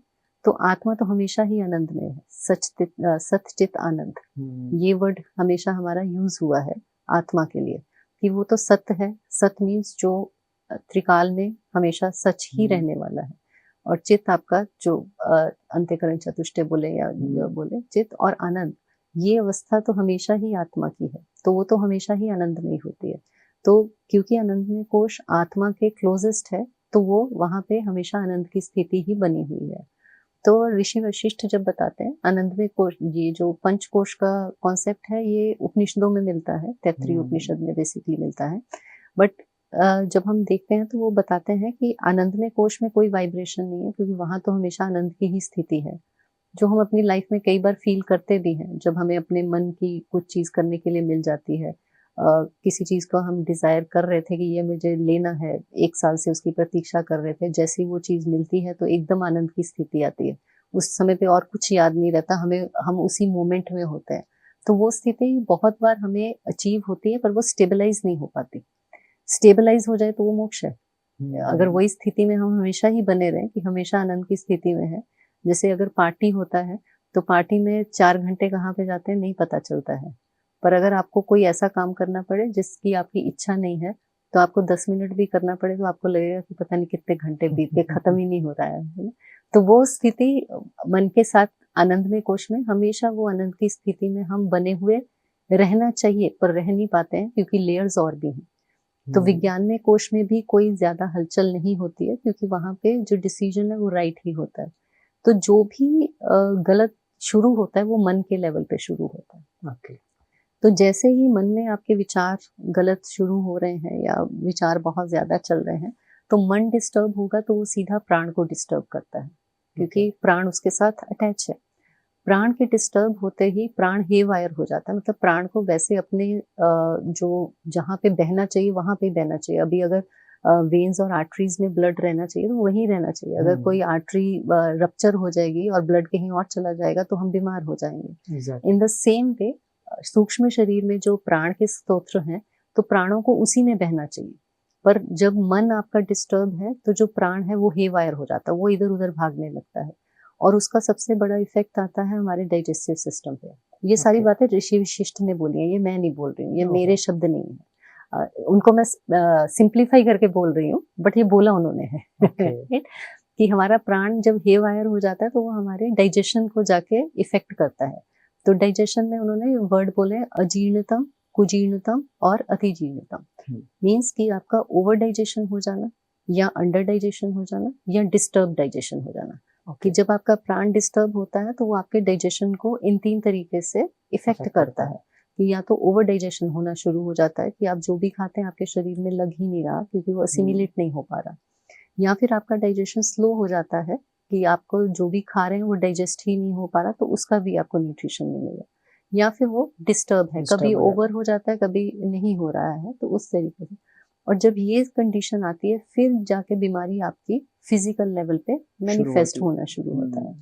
और हमारा हम सब जानते हैं कि हमारे कुछ चीजें जैसे डॉक्टर्स भी बोलते हैं कि ये जेनेटिक है, ये हेरिडिटरी है आपकी। तो हम कुछ जीन्स के साथ पैदा होते हैं कि हमारे अंदर एक सेट ऑफ जीन्स है जो हमने अपने पेरेंट्स से, फोर फादर्स से कैरी किया है। तो हर एक का कोई ना कोई एक वीक पॉइंट होता है according to the genetics, right. तो जेनेटिक्स के अकॉर्डिंग जो वीक आपका ऑर्गन है, जब ये कंडीशंस आएंगे कि मन डिस्टर्ब हुआ, प्राण डिस्टर्ब हुआ, तो वो डिस्टर्बेंस जाके उस ऑर्गन को टारगेट करे। तो अगर उसने पेनक्रियास को टारगेट किया तो आपको डायबिटीज हो जाएगा, है ना। अगर उसने सर्कुलेटरी सिस्टम को डिस्टर्ब किया तो हाइपरटेंशन हो जाएगा। अगर उसने आपके लंग्स को इफेक्ट किया तो आपको एलर्जीज का प्रॉब्लम हो जाएगा। तो ऐसे जो भी टारगेट ऑर्गन आपका वीकेस्ट ऑर्गन है उसको डिस्टर्ब करेगा। तो वो नाम तो मॉडर्न साइंस के हैं, बट बेसिकली जो पैथोफिजियोलॉजी है वो यही है कि मन डिस्टर्ब है, उससे प्राण डिस्टर्ब है, उससे डाइजेशन डिस्टर्ब है, और उससे फिर वो, और ये कोई एक दिन में बीमारी नहीं आ रही, it take longer period of time. मतलब अगर डायबिटीज किसी को 2010 में डिटेक्ट हुआ तो वो डायबिटीज उसके लिए बननी शुरू हो गई थी 2000 में। ओके। मतलब वो इतना लंबा समय शरीर लेता है, वो अपने आप को उतना झेलने की कैपेसिटी रखता है कि वो आपको बार बार इंडिकेशंस देता है। कुछ कुछ आपको बीच में थोड़ा बहुत कभी पेन आएगा या कभी आपको डाइजेशन में प्रॉब्लम होगा, तो आपकी बॉडी आपको हमेशा बताती है कि I am in trouble, please pay attention. पर हम कुछ एक पॉपअप करते हैं गोली को, क्योंकि मेडिकल साइंस में हमारे पास अवेलेबल है वो सब, और वो कुछ टाइम के लिए सबसाइड हो जाता है, कुछ समय के बाद फिर आता है, और जब ये लंबे समय तक सिलसिला चलता है तो वो साइकोसोमेटिक डिजीज में कन्वर्ट हो जाता है। तो this is the basic pathophysiology जो हमारे शास्त्रों में क्लियरली बताई गई है कि ऐसे ही होता है। और हर बीमारी अगर उसकी पैथोफिजियोलॉजी ऐसी है तो उसका रिवर्सल भी वैसे ही पॉसिबल है। क्योंकि अगर मन पे आई है तो ऋषि पतंजलि ने जैसे योग की जो व्याख्या की है, जो उसकी डेफिनेशन दी है, योग चित्त वृत्ति निरोध है, मतलब चित्त की वृत्तियों का निरोध करना है, मतलब अपने मन को कंट्रोल में रखना है। तो मन को अगर कंट्रोल में है तो शरीर पे कुछ भी आपका मैनिफेस्ट नहीं होगा। तो इस तरीके से हम आज की डेट की डिजीजेस को समझ सकते हैं। और इसी तरीके से अगर पैथोफिजियोलॉजी को समझ जाए और जान लें कि कहाँ से ये पैदा हो रही है और कहाँ पे इसका इलाज है, और अगर उसी पे इलाज किया जाए तो हमें एक्स्ट्रा मेडिसिन लेने की ज़रूरत नहीं पड़ेगी। तो उसके लिए टेक्निक्स बहुत सारी हैं, वो ऐसे एक्सप्लेन नहीं की जा सकती, बट मतलब बेसिक कॉन्सेप्ट ये है। और फिर उनको कैसे रिवर्स करना है, तो उसके लिए लकुली योग यूनिवर्सिटी में हम लोग इंटीग्रेटेड योग थेरेपी के मॉड्यूल्स बहुत सारे हैं जिसके बारे में पढ़ाया भी जाता है, और अभी तो हमने उसका ओपन ओपीडी भी स्टार्ट किया है। Great. तो वहाँ पे उसके लिए आ सकते हैं अगर कोई साइकोसोमेटिक डिजीज है या कोई भी डिजीज है, क्योंकि आयुर्वेदिक डॉक्टर वहाँ पे हैं, नेचुरोपैथी का भी थोड़ा सजेशन हो सकता है, और योग थेरेपी का तो मॉड्यूल्स हमारे पास रेडी ही हैं। Great. So basically psychosomatic diseases जो भी है, it starts from mind and ends to mind also. उसको बस जस्टिफाई करना है, एडजस्ट करना है प्रॉपर वे में योग के माध्यम से। ग्रेट। इंटीग्रेशन रिक्वायर्ड है बेसिकली। जो हमने पंचकोश की बात की, तो पंच कोशों का इंटीग्रेशन रिक्वायर्ड है। मेडिकल साइंस क्या है कि केवल और केवल अन्नमय कोश पे काम करती है, they are not going beyond that, वो फिजिकल बॉडी पे ही वर्क कर रहे हैं। तो यहाँ पे जब हम मॉड्यूल बनाते हैं तो हम वहाँ पे अन्नमय कोश के लिए, प्राणमय कोश के लिए, मनोमय कोश के लिए, विज्ञानमय के लिए, आनंदमय कोश के लिए, सबके लिए प्रैक्टिसेस रखते हैं। तो देखने में आपको मॉड्यूल सिंपल ही लगेगा, but it is touching and hitting all the layers. When it is hitting all the layers are coming into the synchronization. और जैसे ही sync हो जाता है, when the things are in the right path, then everything comes to end. मतलब जो diseases हैं वो अपने आप ही resolve हो जाते हैं। What I have seen is कि जो लोग हैं उनको सब क्विक चाहिए, तो इसी वजह से प्रॉब्लम है, क्योंकि it takes time, right? Disease होने में टाइम लगा है तो रिवर्सल में भी टाइम लगेगा, और लोगों के पास वो पेशेंस है नहीं, राइट? रील का जमाना है, हर 30 सेकंड में कुछ नया चाहिए। तो उसके लिए वो एलोपैथी इसीलिए लोग ज्यादा प्रेफर करने लगे हैं, बिकॉज वो क्विक हो जाता है, पर वो समझ नहीं पा रहा है कि ये जस्ट पुशअप कर रहा है, उसको पुल डाउन कर रहा है। आफ्टर सम टाइम होगा ही, इट इज गोइंग किसी और तरीके से स्प्राउट होगा। एग्जैक्टली। ये फीवर आपका इंडिकेशन होता है। हम फीवर को कैलपोल खा के या पैरासीटामोल खा के दबा देते हैं, जब वो लंबे समय तक दबाते रहेंगे तो वो किसी और डिजीज के रूप में आपको बाहर दिखेगा। Goodness, oh my God. तो अगर आप फीवर को, because it is friend in naturopathy we say कि फीवर इज अ फ्रेंड, वो आया है आपको ये बताने के लिए, बॉडी इज टेलिंग यू कि something is wrong with me, please take care. तो उस टाइम पे यू हैव टू सी कि क्या प्रॉब्लम हुआ है। तो उस टाइम पे अगर आप थोड़ा सा उपवास कर लें, उपवास का मीनिंग ही ये है, उप प्लस वास, अपने आप के पास रहना, है ना। तो उस टाइम आप खाना नहीं खाएं और अपने आप को देखें कि क्या हुआ। एक दिन का उपवास रखेंगे, आपका जो फीवर है वो 50% चला जाएगा। मतलब अगर 104 आ रहा था तो अब 102 पे आ जाएगा एक ही दिन में। दूसरे दिन करेंगे, फीवर अपने आप से ही ठीक हो जाएगा। बट उसके लिए यस पेशेंस चाहिए। पेशेंस चाहिए और एजुकेशन इज मोर रिक्वायर्ड। और हमारा अपने ऑथेंटिक लिटरेचर में बिलीफ सिस्टम के लिए एजुकेशन करना ज्यादा जरूरी है। कि जो हमारे ग्रंथों में लिखा है वो ऐसे ही नहीं लिखा है, वो है साइंटिफिक ही, बस हाँ उसको हमने साइंटिफिक पेपर की तरीके से प्रूव नहीं किया है। क्योंकि हम उसमें बिलीव नहीं करते थे। हमारे ऋषि मुनि जो है, आप देखिए किसी भी वेद पे कोई राइटर का नाम नहीं लिखा है। और आज हम एक छोटा सा पेपर भी लिखते हैं तो उसमें पहले अपना नाम लिखते हैं कि, है ना, कि पेटेंट करवा लेते हैं। तो अमेरिका ने हमारी हल्दी को पेटेंट करा लिया, नीम को पेटेंट करा लिया। हमने कभी वो पेटेंट के बारे में सोचा ही नहीं। इसलिए रिसेंटली मेरे पास एक पेपर आया था जिसके अंदर जर्मनी और यूरोपियन कंट्रीज ने संस्कृत को पेटेंट करने की बात की थी। But fortunately it was in our favour. But they are thinking like that, मतलब साइंस उनको लग रहा है कि नहीं ये तो यहीं से मिल रहा है, so they are just gonna capture it, that the Sanskrit doesn't belong to India. That's what they are saying. Acupressure, acupuncture, वो सारी चीजें वो अपने नाम से वो पेटेंट करा के उसका कुछ और नाम रख के। नेचुरोपैथी भी जो हमारा ज्ञान है, उनको उन्होंने जब पैथी लगा दिया तो वो वेस्टर्नाइज हो गया। तो हमारा नेचर क्योर था, उन्होंने नेचुरोपैथी कर दिया। तो पैथी कर दिया तो वो हो गया कि वेस्ट से आया है। तो वैसा है। भारत में पहले से रहा है वसुधैव कुटुंबकम की भावना है, इसलिए हम दे देते हैं कि ठीक है आप रखो, प्रॉब्लम कुछ नहीं है। लोगों तक पहुंचे वो इम्पोर्टेंट है। हमारे ऋषियों ने भी इसीलिए उन्होंने कभी पेटेंट किया नहीं, कि उनको था कि हाँ पहुंचना चाहिए, सबके लिए जाना चाहिए। एक कॉमन क्वेश्चन जो हमने सभी वुमेन्स को पूछा है, do women really need empowerment? I think no, they are already empowered. शक्ति है तो शक्ति तो पहले से एम्पावर्ड ही है। I believe that. So we're talking about scriptures and science, right? So let's talk about this. What is the relation between Bhagavad Gita and psychology? Because what I believe is the first counselor in the world is Krishna. Shri Krishna. So let's talk about that. कि कितना relation है भगवत गीता और psychology में? पूरा तो उसको नहीं ले पाएंगे, बट एक बहुत छोटा सा, बहुत छोटा सा ही बताती हूँ कि पहला ही श्लोका जब शुरू होता है, मामकाह पांडवाः, तो उसी में समझ में आ जाता है कि ये किस माइंडसेट से युद्ध हुआ क्यों। जो हमेशा क्वेश्चन किया जाता है कि कृष्ण ने युद्ध करा दिया, युद्ध रुक सकता था, बट वहां पे पहले ही श्लोक में आपको माइंडसेट समझ में आता है कि धृतराष्ट्र का नेचर ही था कि वो होना ही था। उनका वो नेचर था ही नहीं कि सब मेरे हैं, अदरवाइज क्वेश्चन होना चाहिए कि मामकाह, है ना। तो वो सारे ही मामका, बट उन्होंने उसको डिफरेंशिएट किया, मामकाह पांडवाश्च, कि वो दोनों क्या कर रहे हैं, मेरे और पांडव के पुत्र क्या कर रहे हैं। तो वो तो क्वेश्चन हमेशा से था, इसीलिए युद्ध हुआ। और जब युद्ध हुआ तो अर्जुन का भी ऐसा नहीं था कि वो पहली बार युद्ध लड़ रहा था। उनके साथ उसके युद्ध पहले भी हुए थे, बट अभी क्वेश्चन क्यों अराइज हुआ या क्या हुआ, उसको लेके श्री कृष्ण ने वो क्यों कहा। श्री कृष्ण ने भी तब तक ज्ञान नहीं दिया था जब तक अर्जुन ने ये नहीं बोल रहा था कि मैं अब आपका शिष्य हूँ, आप मुझे ज्ञान दीजिए।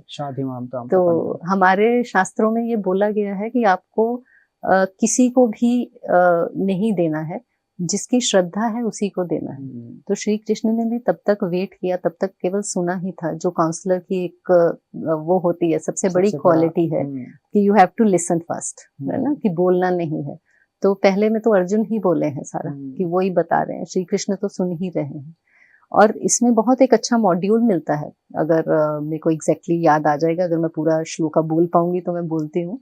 ध्यायतो विषयान पुंसः संगस्तेषु उपजायते, संगात् संजायते कामः, कामात् क्रोधो विजायते, क्रोधात् भवति सम्मोहः, सम्मोहात् स्मृतिविभ्रमः, स्मृतिभ्रंशात् बुद्धिनाशः, बुद्धिनाशात् प्रणश्यति। यस, ये पूरा स्ट्रेस का मॉड्यूल है अगर आप उसको देखें। यस, टोटली स्ट्रेस का मॉड्यूल है जो श्री कृष्ण ने वहां पे बताया था कि आप जिस चीज को सोचते रहते हैं उससे आपका मोह हो जाता है, अटैचमेंट हो जाता है। जिससे अटैचमेंट हो जाता है वो चीज नहीं मिल रही है या उसके साथ कुछ हो रहा है तो आपका उसके साथ फिर क्रोध आना जरूरी है। क्रोध आता है तो आपकी बुद्धि जो है वो भ्रमित हो जाती है। बुद्धि भ्रमित होती है तो आपके बुद्धि का नाश होना भी जरूरी है, मतलब नाश हो जाएगा उसका, वो नाश होगा तो आपका अपना विनाश है। तो ये एक बिल्कुल स्ट्रेस मॉड्यूल है जो आज की डेट में चल रहा है कि आपके माइंड से ही शुरू हो रहा है। अगर आप माइंड पे ही काम नहीं करेंगे तो ये माइंड तो आपको कहीं पे भी लेके जाना है। ये तो मंकी माइंड से ही वर्ड दिया हुआ है कि उसको तो एक से दूसरी डाल पे जंप करना ही है। तो ही इज नॉट थिंकिंग कि क्या सही है या क्या गलत है, क्या करना है या क्या नहीं करना है।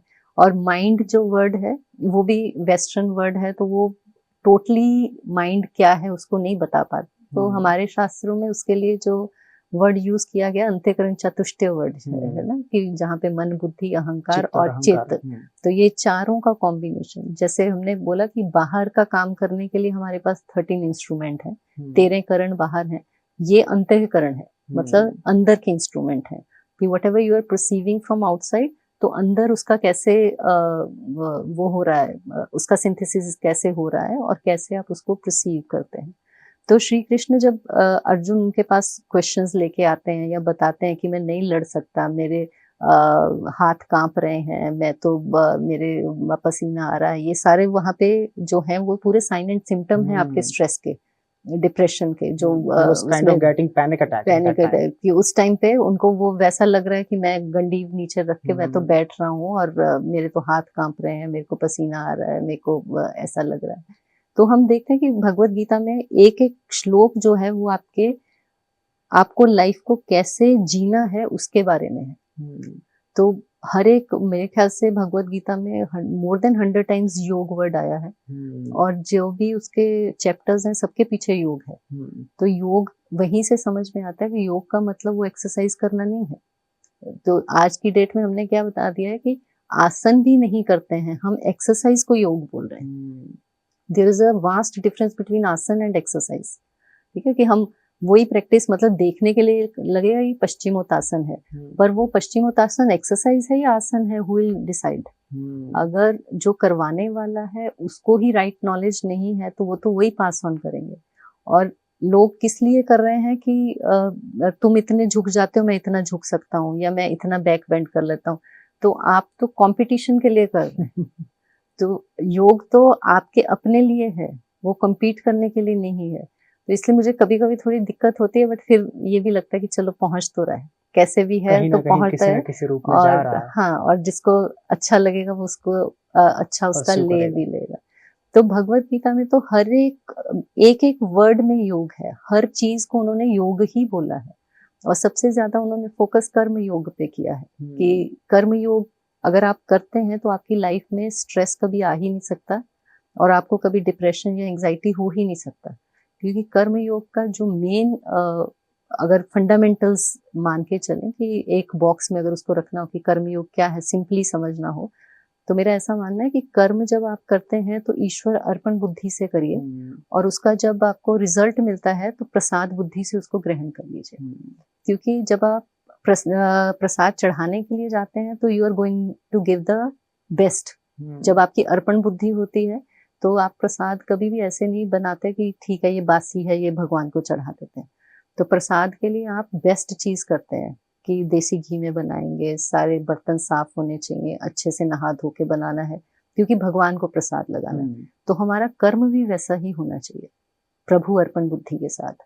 और जब वो हमें प्रसाद मिलता है तब हम ये देखते नहीं कि ये प्रसाद कहाँ से आया, कैसे आया, बासी है, ताजा है, कैसा है। जब प्रसाद आता है तो वो उसमें अपने आप वो गुण आ जाता है कि हम उसको खा के यही सोचते हैं कि ये मुझे ठीक ही करने वाला है। तो जो मैंने कर्म किया उसका जो फल मिला उसे मुझे प्रसाद बुद्धि से ग्रहण करना है। तो कर्म योग को अगर समझना चाहें तो ये 2 शब्दों में वो शायद हम उसको एक्सेप्ट कर लें और समझ जाएं और उस तरीके से अगर कहें तो कर्मयोग हम कर सकते हैं।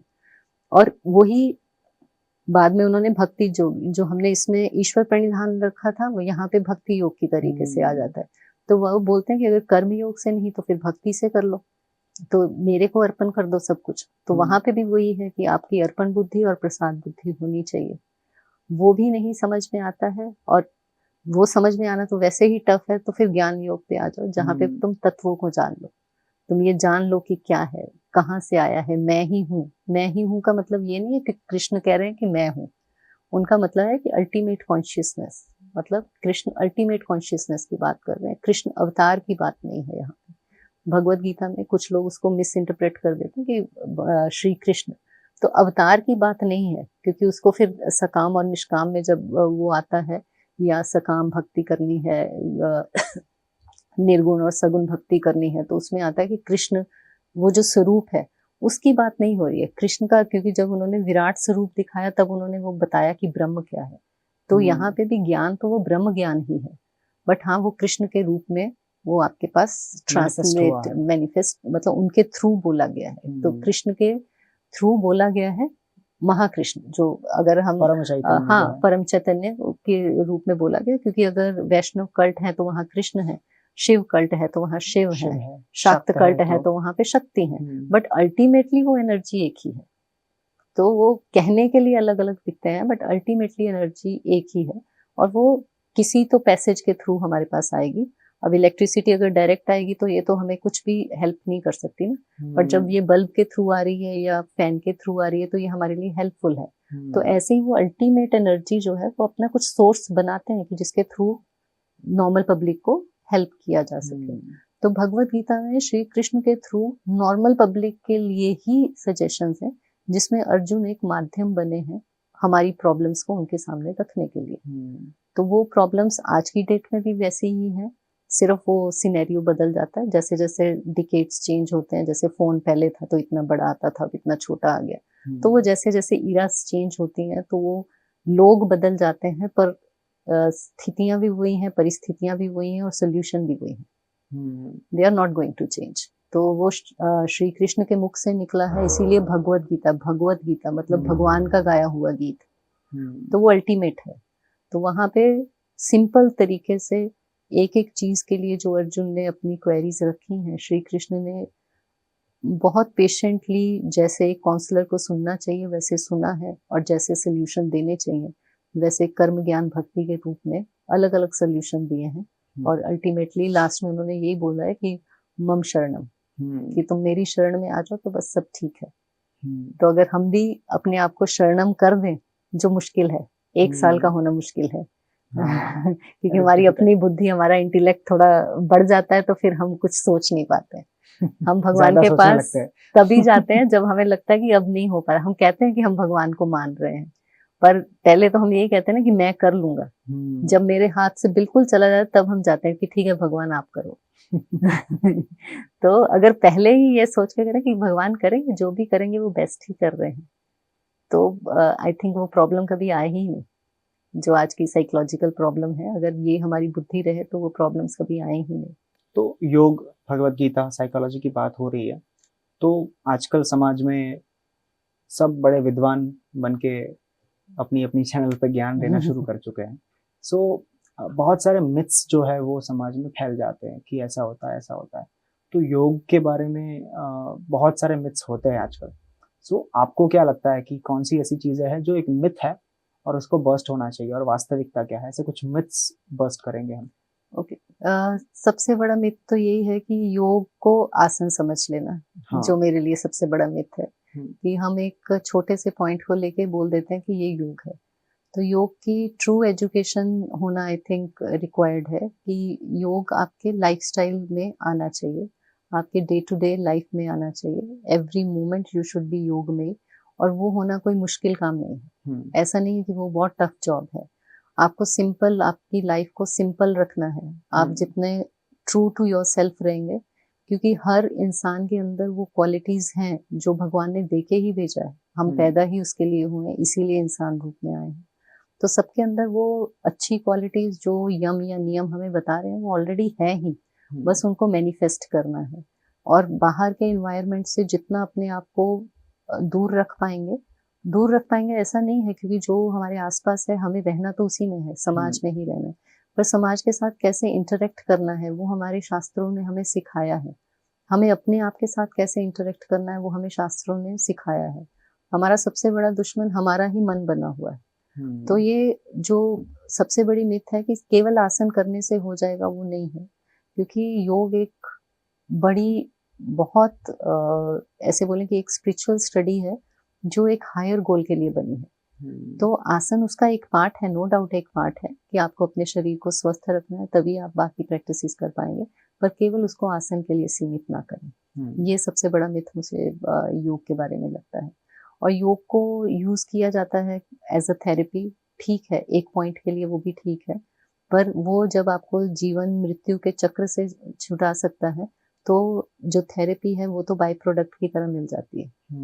एक लकुलिश योग यूनिवर्सिटी के हमारे वाइस चांसलर हैं, पहले जो रहे हैं, तो वो एक बहुत अच्छा एग्जाम्पल देते थे कि तलवार का यूज युद्ध के लिए होता है। तलवार को अगर आप सब्जी काटने के लिए यूज करेंगे तो वो उसका रॉन्ग यूज है। तो योग का यूज ऐसे ही हो रहा है कि हम तलवार को चाकू की तरह यूज कर रहे हैं। तो चाकू चाहिए उसके लिए, तो आप चाकू का काम चाकू से करें और तलवार को तलवार की तरह संभाल के जहां पे जैसे जरूरत है वैसा करें। एक और सबसे बड़ा मिथ जो आजकल है कि योग से कुछ भी गलत नहीं हो सकता, मतलब इसके कोई साइड इफेक्ट्स नहीं है, which is very wrong. No doubt कि इसके रिजल्ट्स हमें स्लोली मिलते हैं, बट अगर आप over the period of time गलत तरीके से, गलत अलाइनमेंट से, गलत तरीके से आसन या प्राणायाम ये करेंगे प्रैक्टिसेस, तो लंबे समय के बाद इसके भी नेगेटिव रिजल्ट्स आपको मिलने शुरू हो जाएंगे। तो उसको बहुत सोच समझ के, और मेरी रिक्वेस्ट है सभी से कि जो भी योग के फील्ड में है वो एक ट्रू नॉलेज को स्प्रेड करने की कोशिश करें। वो ऐसा नहीं है कि गलत मैं किसी को भी नहीं मानती, जो भी कर रहे हैं वो अच्छा ही काम कर रहे हैं, क्योंकि इंटेंशन आई थिंक कि सबकी अच्छी ही है, हर कोई योग को फैलाना चाहता है। पर सिर्फ मेरा रिक्वेस्ट इतना है कि जितने भी लोग योग के फील्ड में हैं या योग को मानते हैं, वो केवल और केवल थोड़ा सा अपने शास्त्र ज्ञान को बढ़ाएं, अपने शास्त्रों को थोड़ा सा पढ़ के, और उसके बाद फिर उसमें प्रैक्टिसेस को इम्बाइब करके फिर वो सामने जनता को दें, ताकि एक ऑथेंटिक नॉलेज हम लोगों तक पहुंचा पाए, क्योंकि knowledge is the your main instrument. अगर आप नॉलेज, क्योंकि इंफॉर्मेशन तो कहीं से भी मिल जाती है, नॉलेज आपको अपनी बनानी पड़ती है, नॉलेज तो आपके अंदर से आएगी। तो इंफॉर्मेशन को नॉलेज में कैसे कन्वर्ट करना है, उसके लिए रिस्पॉन्सिबिलिटी आई थिंक जितने भी लोग योग के फील्ड में हैं उन पे बनती है कि वो ट्रू योग को लोगों तक पहुंचा पाए। तो ये 2-3 मिथ्स हैं, जो बाकी तो बहुत सारी मिथ्स हैं कि योग करना है तो मतलब आपको सिर के बल खड़े होना आना चाहिए, आपको 2 घंटे के लिए तो वो सारी मिथ्स हैं। तो योग तो सिंपली ऋषि पतंजलि ने बोला स्थिरम सुखम आसनम, वही आसन है। तो ऐसा कुछ नहीं है कि आपको बहुत एफर्ट लगता है, आप थोड़ा बहुत भी यम नियम अपनी लाइफ में लाइए, आसन करिए, थोड़ा बहुत प्राणायाम करिए, मतलब श्वास का बैलेंस करिए, तो धीरे धीरे आप खुद ही देखेंगे कि आपके अंदर का बैठा हुआ गुरु ही आपको ज्ञान देगा, आपके अंदर का बैठा हुआ गुरु ही आपको बताएगा कि आपको आगे क्या करना है, आप उसमें आगे बढ़ना शुरू करें। Great. So at the end of the podcast let's talk about this. आप योग के माध्यम से काफ़ी लोगों को हेल्प कर रहे हैं, अफेक्ट कर रहे हैं, टीच कर रहे हैं। सो हमारी ऑडियंस भी सुन रही है आपको, तो आज के ज़माने में जो भी लोग आपको सुन रहे हैं उनको आप कोई मैसेज देना चाहेंगे?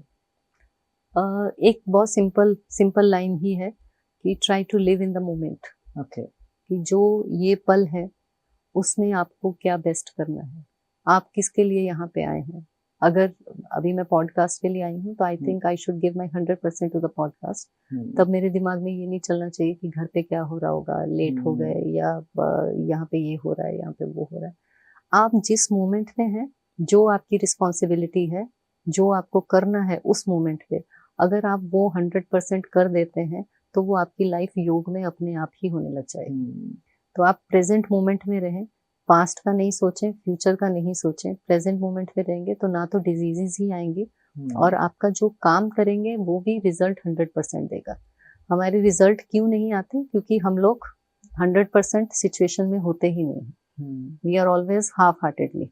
जहाँ भी हैं आधे आधे हैं, तो आधे आधे हैं तो रिजल्ट भी आधा आधा मिलता है। तो एग्जैक्टली। मेरा यही कहना है कि try to be in the moment, और योग को किसी ना किसी तरीके से, कैसे भी, चाहे आप आसन से शुरू करें, चाहे आप श्वास से शुरू करें, चाहे आप यम नियम से शुरू करें, जैसे भी शुरू करें, पर आप शुरू करें, और करके आपके अंदर के बैठे हुए गुरु आपको आगे का ज्ञान देंगे। क्योंकि मेरा ऐसा मानना है कि योग की लाइफ में आपको गुरु ढूंढने नहीं पड़ते, आपका जैसा माइंडसेट होता है आपको गुरु मिलते हुए चले जाते हैं। तो please seek your guru. Exactly. Thank you so much doctor Shagun. Thank you so आपसे बात मच। करके बहुत मजा आया। Same it here. Was great talking to you and काफी सारे इंसाइट्स योग के बारे में मिले हमें। योगा से योग एग्जैक्टली डिफरेंस क्या होता है वो भी समझने में बहुत ही आसानी हुई। तो thank you so much for coming in the show. I hope कि आपको भी कॉन्वर्सेशन में अच्छा मजा आया होगा। Thank you so much for being in शक्ति महोत्सव। जय Ambe. Thank you so much for inviting me here, और मुझे भी आपसे बात करके बहुत अच्छा लगा। अगर ये लोगों तक पहुंच पाए और 1% भी कहीं पे कुछ चेंज हो पाए तो I will feel my self lucky. Thank you so much. Thank you. जय अम्बे। जय अम्बे। जय अम्बे। आज बात की हमने डॉक्टर शगुन टुटेजा से, बहुत सारी इंट्रोस्पेक्टिव बातें हुई भगवत गीता के बारे में, योग वासिष्ठ के बारे में, श्री राम के जीवन में जब डिप्रेशन आया तो उसका क्या सोल्यूशन हुआ था उसके बारे में, योग क्या होता है, योगा क्या होता है, ऐसे बहुत सारे टॉपिक्स में हमने डिस्कशन की और उनके माध्यम से हमने जाना कि वास्तविक योग होता क्या है। So I hope you enjoyed the conversation. Thank you so much for joining us. कल ऐसी ही एक महिला के साथ हम फिर से बात करेंगे, फिर से मिलेंगे हमारे शक्ति महोत्सव में। जय अम्बे।